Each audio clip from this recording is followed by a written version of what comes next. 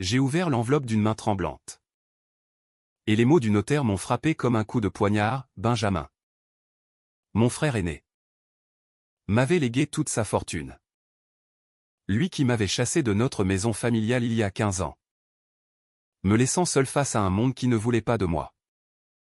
Un jeune gué perdu dans les rues de Paris. Comment pouvait-il, après m'avoir tourné le dos au moment où j'avais le plus besoin de lui, me laisser cet héritage empoisonné, chargé de regrets et de secrets enfouis? Cette révélation m'a plongé dans un tourbillon d'émotions contradictoires, où la rage se mêlait à une tristesse infinie, me forçant à revivre les blessures d'un amour fraternel brisé. Et je savais que je ne pouvais pas ignorer cette histoire d'abandon et de rédemption inattendue. C'était en 2010. À Lyon, où notre famille vivait dans un appartement bourgeois du quartier de la Croix-Rousse. J'avais 18 ans. Et Benjamin en avait 23. Nos parents venaient de mourir dans un accident de voiture. Un drame qui avait laissé un vide abyssal dans nos vies. Benjamin, l'aîné responsable, avait pris les rênes de tout, les funérailles, les papiers, l'héritage modeste qui nous permettait de survivre. Moi, Nolan, j'étais encore un adolescent fragile, cherchant ma place dans un monde qui me semblait hostile. J'avais toujours su que j'étais différent, que mes attirances allaient vers les garçons, mais je les avais enfouis au plus profond de moi, par peur du jugement. Un soir d'automne pluvieux, alors que la pluie battait contre les vitres, j'ai trouvé le courage de lui avouer. Assis à la table de la cuisine, une tasse de thé fumante entre les mains, je lui ai dit, Benjamin, je suis gay. Ses yeux se sont écarquillés. Un mélange de surprise et de dégoût a traversé son visage. Il s'est levé brusquement, renversant sa chaise. Tu plaisantes, a-t-il murmuré, la voix tremblante. J'ai secoué la tête, les larmes aux yeux, espérant qu'il me prendrait dans ses bras, qu'il me dirait que ça n'avait pas d'importance. Mais au lieu de cela, il a explosé. Comment peux-tu me faire ça maintenant? Après tout ce qu'on a traversé? Tu vas ruiner notre nom, notre vie. Les jours suivants ont été un enfer. Benjamin m'évitait. Ses regards étaient froids, accusateurs. Il passait des heures au téléphone avec des amis conservateurs, murmurant des choses que je n'entendais pas tout à fait, mais qui me blessaient comme des lames. J'essayais de me justifier, de lui expliquer que ce n'était pas un choix, que j'avais besoin de son soutien. Mais il refusait d'écouter. Une nuit, alors que je rentrais d'une promenade solitaire, il m'attendait dans le salon, une valise à mes pieds. Tu dois partir, Nolan. Je ne peux pas vivre avec ça. Ces mots m'ont transpercé le cœur. J'ai supplié, pleuré. Mais il était inflexible. Pense à notre famille, à ce que les gens diront. Je ne veux pas être associé à ça. J'ai erré dans les rues de Lyon cette nuit-là. Sans un sou, sans un endroit où aller. La pluie froide me trempait jusqu'aux os. Et je me sentais plus seul que jamais. Comment mon propre frère, celui qui m'avait protégé des bullies à l'école, qui m'avait consolé après la mort de nos parents, pouvait-il m'abandonner ainsi? C'était une trahison profonde, qui m'a marqué au fer rouge. J'ai fini par trouver refuge chez un ami d'école, qui m'a hébergé en secret. Mais la douleur était là, lancinante, me rappelant chaque jour que j'étais indésirable, même aux yeux de ma propre chair. Les mois qui ont suivi ont été une lutte pour survivre. J'ai trouvé un petit boulot dans un café, servant des espressos à des clients indifférents. Tout en étudiant le soir pour passer mon bac. Paris m'appelait. Avec ses promesses de liberté et d'anonymat. J'ai économisé chaque centime pour m'y installer. Laissant derrière moi Lyon et les souvenirs amers. À Paris. J'ai découvert la communauté LGBT.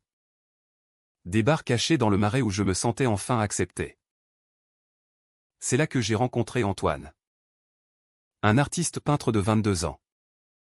Avec ses yeux verts perçants et son sourire contagieux. Notre rencontre a été comme un baume sur mes plaies. Antoine peignait des toiles abstraites inspirées des rues parisiennes. Et il m'a invité à poser pour lui un après-midi ensoleillé. Assis dans son atelier mansardé près de la Seine. Je me suis ouvert à lui comme je ne l'avais fait avec personne. Mon frère m'a chassé parce que je suis gay. Lui ai-je confié. La voix brisée. Il m'a écouté sans juger. Sa main sur la mienne. Et ce geste simple a allumé une étincelle en moi. Notre relation a grandi lentement. Faite de promenades le long des quais. De discussions tardives sur l'amour et l'identité. Mais même avec Antoine, je gardais une part de moi fermée. Hanté par l'abandon de Benjamin. Pendant ce temps, j'ignorais tout de la vie de mon frère. Il avait vendu l'appartement familial et s'était lancé dans les affaires. Montant une entreprise de consulting à Lyon. De loin. Je suivais ses succès via des articles sporadiques sur LinkedIn. Mais je n'osais pas le contacter. La blessure était trop profonde.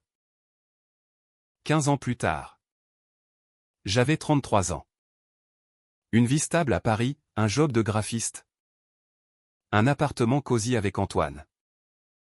Et une thérapie qui m'aidait à guérir. Puis est arrivée cette lettre du notaire. En la lisant, j'ai ressenti une vague de colère. Comment osait-il me léguer sa fortune après m'avoir laissé pourrir? Était-ce de la culpabilité? Un moyen de se racheter sans affronter ses erreurs? Antoine, assis à mes côtés, a posé une main apaisante sur mon épaule. Peut-être qu'il y a plus que ça. Nolan. Peut-être qu'il a changé. Mais je n'y croyais pas.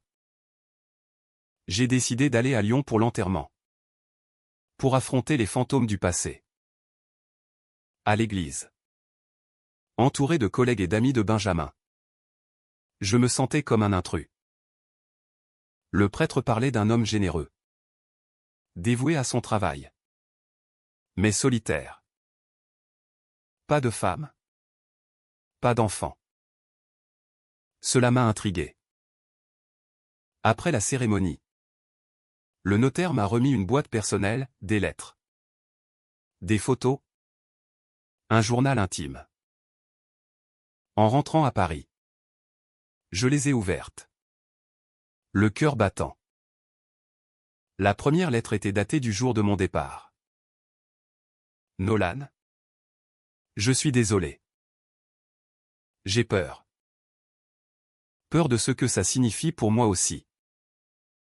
Mes yeux se sont embués. Qu'est-ce que ça voulait dire? En feuilletant le journal, j'ai découvert les secrets de Benjamin, ses propres attirances refoulées. Ses amours clandestines avec des hommes. Cachés par honte. Il avait vécu une double vie. Terrifié par la société conservatrice de Lyon. Et m'avait chassé pour ne pas affronter sa propre vérité. Cette révélation m'a dévasté. Mon frère n'était pas un monstre. Mais une victime de ses peurs. Comme moi. Il avait accumulé sa fortune en travaillant sans relâche. Pour combler le vide. Et m'avait légué tout pour réparer. Mais pourquoi si tard? Pourquoi ne pas m'avoir contacté? Antoine m'a serré dans ses bras cette nuit-là. Il t'aimait. Nolan. À sa façon tordue. J'ai pleuré. Un mélange de rage et de pitié. Comment pouvais-je haïr quelqu'un qui avait souffert autant?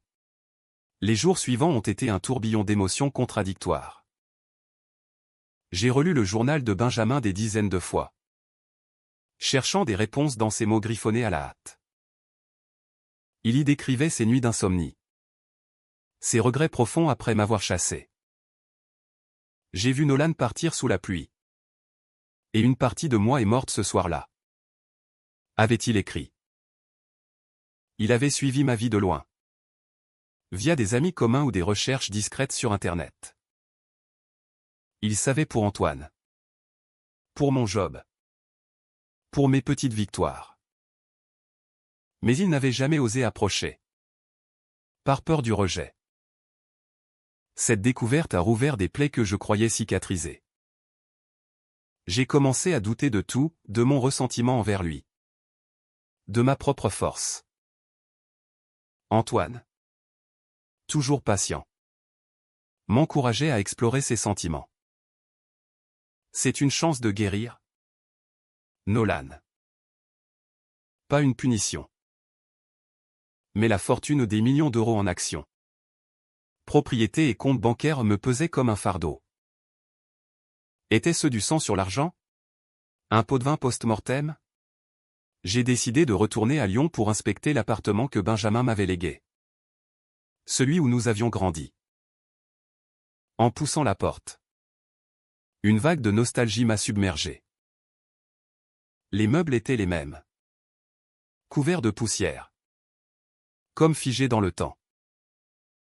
Dans la chambre de Benjamin, j'ai trouvé une photo de nous deux enfants, riant aux éclats lors d'un pique-nique au parc de la Tête d'Or. Derrière, une inscription « À mon frère », que j'ai aimé et perdu. Pardon. C'est là que j'ai rencontré Julien, un ancien collègue de Benjamin, venu rendre hommage. Julien était un homme d'une quarantaine d'années, élégant dans son costume, avec un regard triste. Benjamin parlait souvent de toi, m'a-t-il dit en serrant ma main. Nous avons discuté autour d'un café, et il m'a révélé des aspects de mon frère que j'ignorais. Benjamin avait été un mentor pour lui, mais aussi un amant secret. Il luttait contre lui-même. Nolan. Il t'enviait ta liberté, ta courage. Cette confession m'a choqué. Benjamin. Gay lui aussi? Julien a hoché la tête, les yeux humides. Il n'a jamais pu l'accepter pleinement. La pression familiale. La société. Il a choisi la solitude plutôt que le risque. J'ai senti une empathie naissante, mais aussi une colère renouvelée. Pourquoi m'avoir fait porter le poids de son rejet, alors qu'il partageait mes luttes? De retour à Paris, j'ai partagé ces révélations avec Antoine. Notre relation, solide en apparence, a commencé à craquer sous la pression.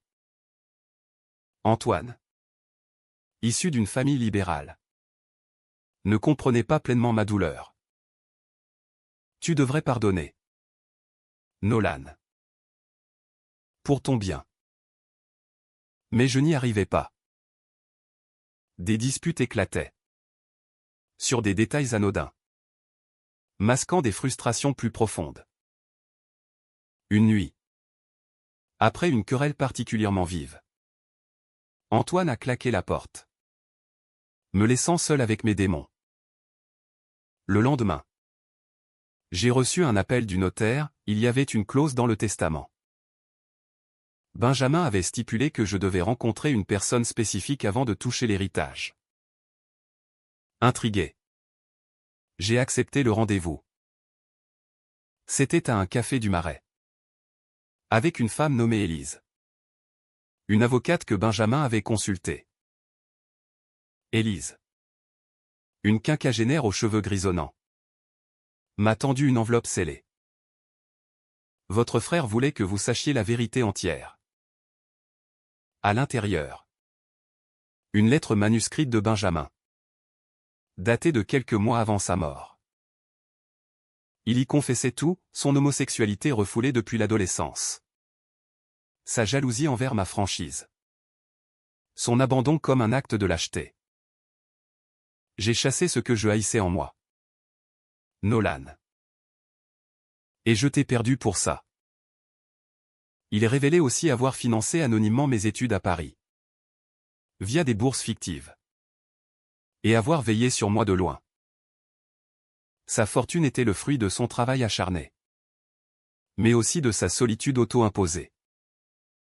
Les larmes coulaient sur mes joues tandis que je lisais. Élise m'observait avec compassion. Il est mort d'une crise cardiaque. Mais je pense que c'était le cœur brisé. Cette image de Benjamin. Seul dans son appartement. Regrettant ses choix. M'a déchiré. J'ai réalisé que sa trahison n'était pas dirigée contre moi. Mais contre lui-même. Une société rigide. Des normes familiales étouffantes l'avaient piégé.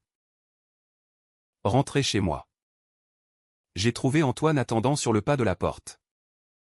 Un bouquet de roses à la main. Je suis désolé. Nolan.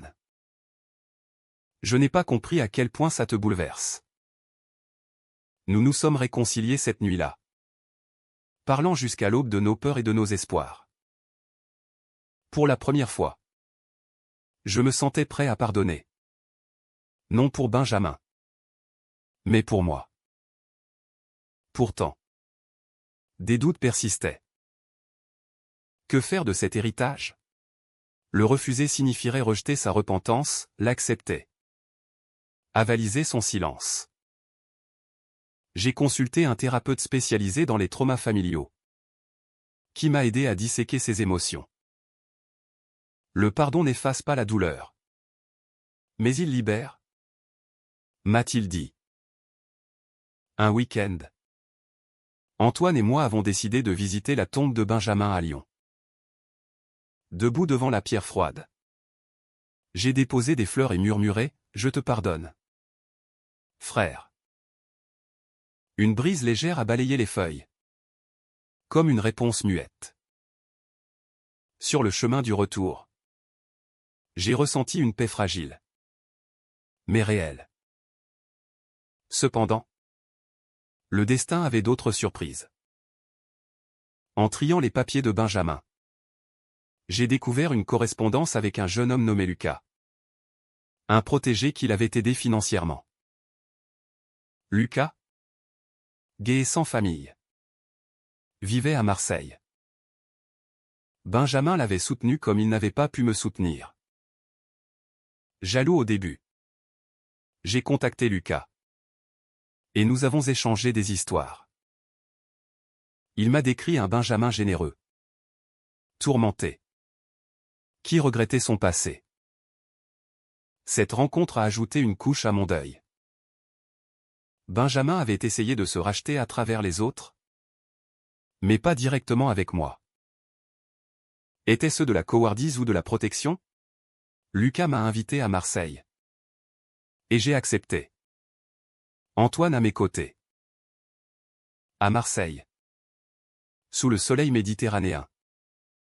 Lucas nous a accueillis dans son petit appartement. Il avait 25 ans. Des yeux vifs et une énergie contagieuse. Benjamin m'a sauvé la vie. A-t-il dit. Il m'a payé mes études quand mes parents m'ont rejeté. Écho de ma propre histoire. Nous avons passé la soirée à partager des anecdotes. Riant et pleurant tour à tour. Ce voyage m'a transformé. J'ai vu en Lucas ce que j'aurais pu être sans Antoine. Sans ma résilience. Et en Benjamin. Non un traître. Mais un homme brisé par ses chaînes intérieures. De retour à Paris. J'ai décidé d'utiliser une partie de l'héritage pour fonder une association aidant les jeunes LGBT rejetés par leur famille. C'était ma façon de boucler la boucle. De transformer la douleur en espoir. Mais les conflits n'étaient pas terminés. Antoine. Sentant mon immersion dans le passé. A exprimé ses craintes, et nous. Nolan? Cet héritage nous change-t-il? Sa question a révélé des fissures dans notre couple.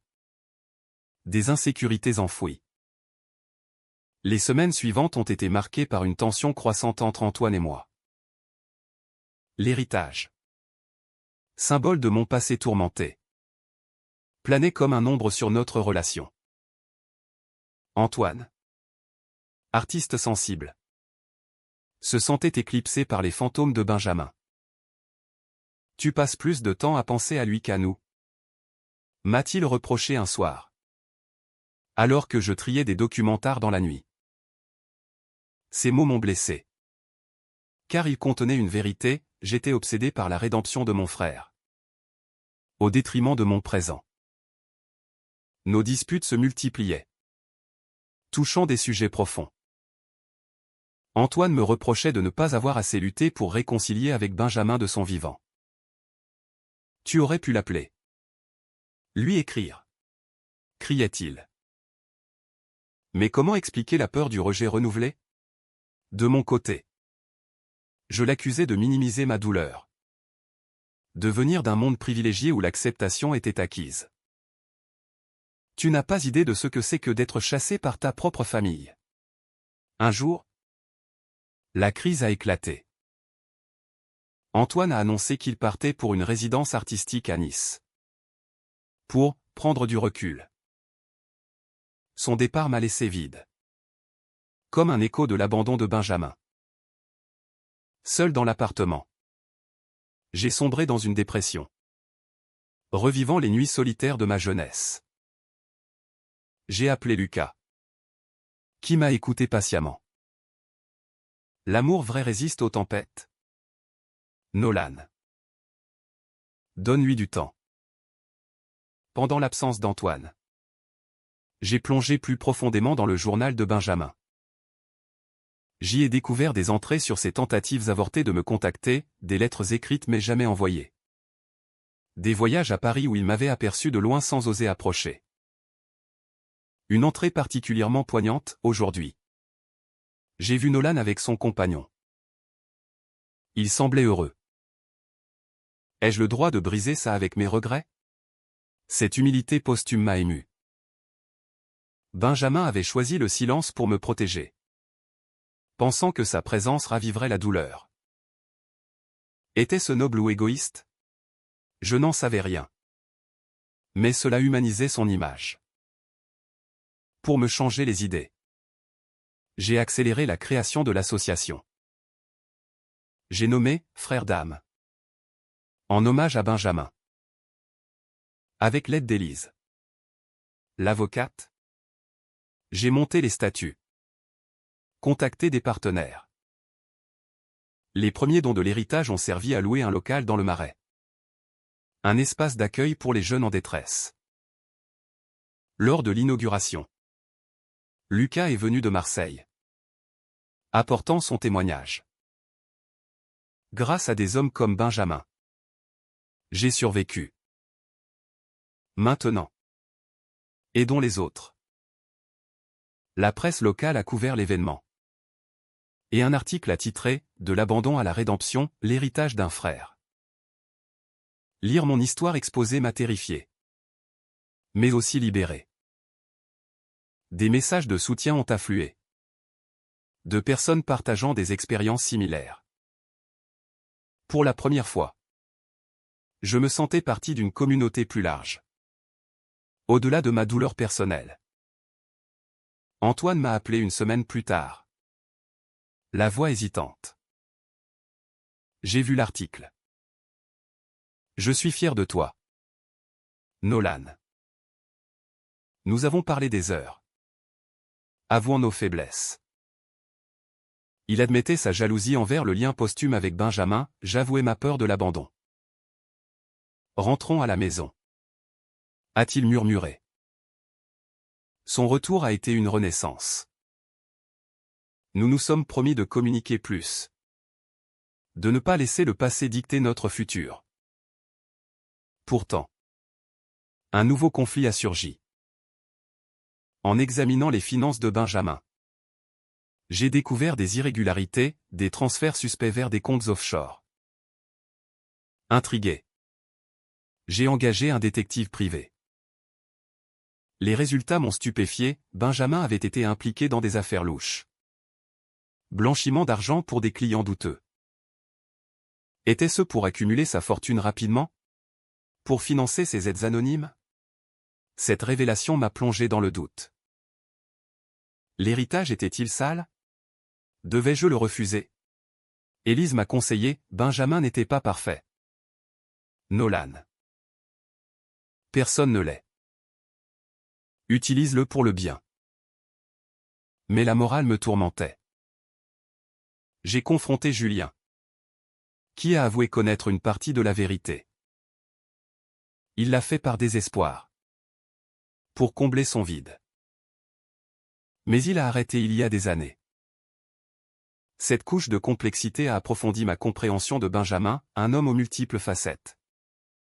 Capable du pire et du meilleur. J'ai décidé de déclarer les irrégularités aux autorités, risquant une partie de l'héritage, mais préservant mon intégrité. Au milieu de ce chaos, Antoine et moi avons renforcé notre lien. Nous avons planifié un voyage en Provence. Pour nous retrouver. Sous les oliviers. Main dans la main. Nous avons échangé des vœux informels. Peu importe les tempêtes. Je t'aime, m'a-t-il dit. Ces mots ont guéri une partie de moi. De retour, l'association a pris son envol. Nous avons aidé notre premier jeune. Un adolescent chassé de chez lui à Bordeaux. Le voir sourire. Trouver un foyer temporaire. M'a rempli d'un sens profond. C'était la rédemption de Benjamin. À travers moi. Mais le destin n'en avait pas fini. Un soir, j'ai reçu une lettre anonyme, Benjamin n'était pas seul dans ses secrets. Cherche plus loin. Le cœur battant. J'ai fouillé ses affaires et trouvé une boîte cachée, des photos d'un homme inconnu. Des lettres d'amour passionnées datant des années 90. L'homme s'appelait Marc. Un amour de jeunesse de Benjamin. Avant notre drame familial. Ils s'étaient aimés en secret. Mais Marc avait fui. Terrifié par les conséquences. Benjamin n'avait jamais guéri de cette perte. Ce qui expliquait sa dureté envers moi. J'ai traqué Marc. Vivant maintenant à Toulouse. Retraité. Il a accepté de me rencontrer. Âgé de 60 ans. Les yeux emplis de regrets. Il m'a raconté leur histoire, un amour interdit dans une France encore conservatrice. Brisé par la peur. Benjamin m'a protégé en me laissant partir. Mais ça l'a détruit. Cette ultime révélation m'a fait comprendre l'ampleur de la souffrance de mon frère. Son abandon n'était pas seulement de la lâcheté, mais un écho de ses propres blessures. Avec Antoine, nous avons intégré cette histoire dans notre vie, la transformant en force. L'association grandissait. Et je sentais enfin la paix. Les mois passaient. Et l'héritage de Benjamin continuait à révéler ses couches. J'ai utilisé les fonds propres pour étendre, frère d'âme, à d'autres villes, Lyon, Marseille. Même une antenne à Nice. Lucas est devenu un collaborateur clé, apportant son énergie à l'équipe. Ensemble, nous organisions des ateliers sur l'acceptation de soi. Des sessions de soutien pour familles divisées. Chaque histoire entendue me rappelait la mienne, renforçant ma détermination. Antoine, inspiré, a commencé une série de peintures sur les thèmes de l'abandon et de la réconciliation. Ces toiles, exposées dans une galerie du Marais, ont attiré l'attention. Une en particulier, représentant deux frères séparés par un mur invisible, m'a ému aux larmes. C'est pour toi et Benjamin, m'a-t-il dit lors du vernissage. Ce geste a scellé notre engagement mutuel. Pourtant, des ombres persistaient. Les autorités, après ma déclaration, ont enquêté sur les affaires de Benjamin. J'ai été auditionné. Forcé de revivre les détails sordides. La presse s'est emparée de l'histoire, titrant « L'héritage maudit d'un frère gay ». Des commentaires haineux ont afflué en ligne, accusant Benjamin de corruption.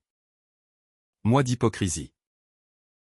Cela a ravivé ma rage. Comment une société qui l'avait poussé au silence osait-elle le juger maintenant? Antoine m'a soutenu dans cette épreuve. Mais la pression a testé notre couple. Une nuit. Épuisé. Il a admis, parfois. Je me demande si cet héritage ne nous détruit pas. Ces mots m'ont effrayé. Était-ce vrai?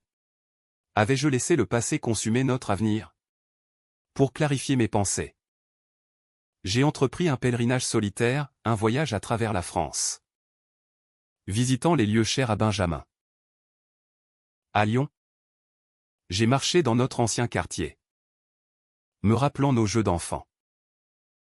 À Paris, j'ai flâné dans le Marais, imaginant Benjamin m'observant de loin.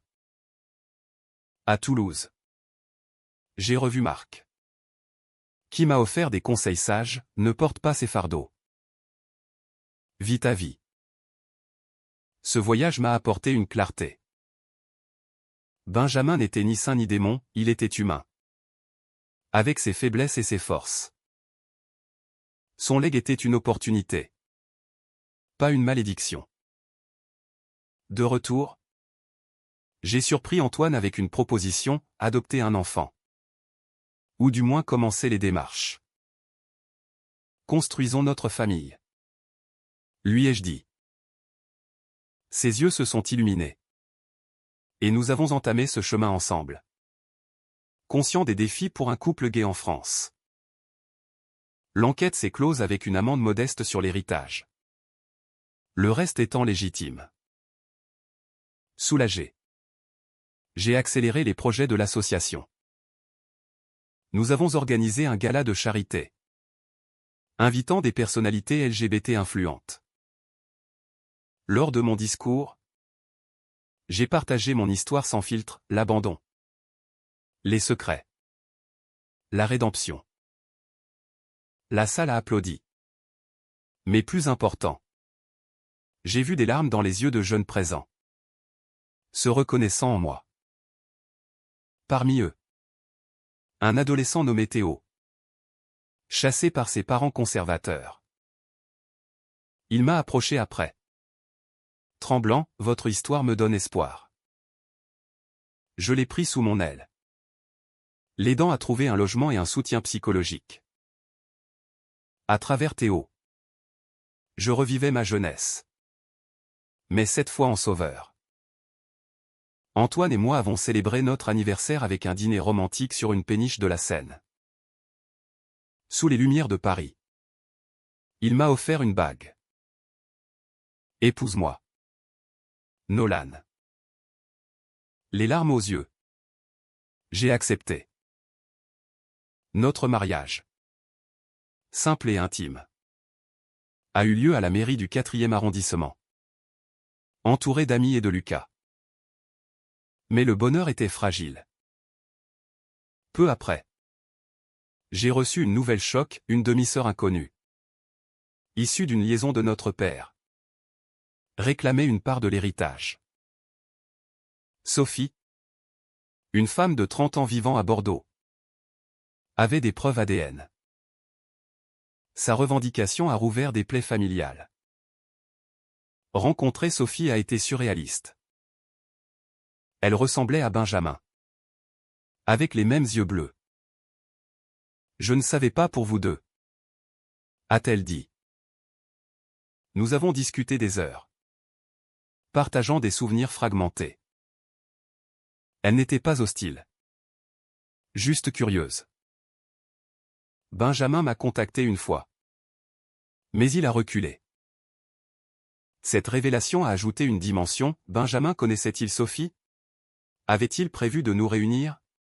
Nous avons décidé de partager l'héritage équitablement, transformant une potentielle dispute en lien fraternel.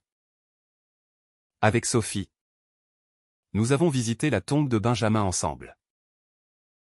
Merci pour cet héritage inattendu, lui ai-je murmuré. Elle a souri, pas seulement l'argent, mais la famille. Notre vie a pris un nouveau tournant. Antoine et moi avons accueilli Théo temporairement, l'aidant à se reconstruire.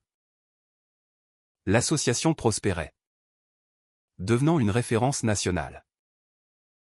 Pourtant, dans les moments calmes, je repensais à Benjamin avec une mélancolie douce.